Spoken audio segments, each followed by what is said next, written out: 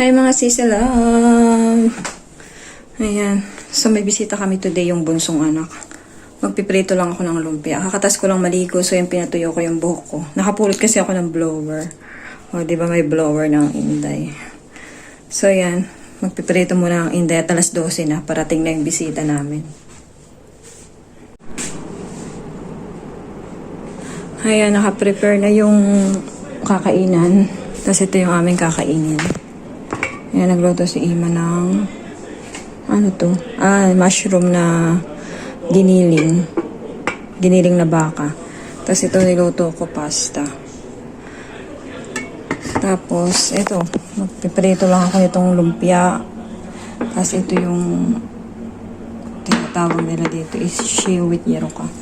Tapos ito. So yan yung pagkain namin today. Piprito lang ang Inday.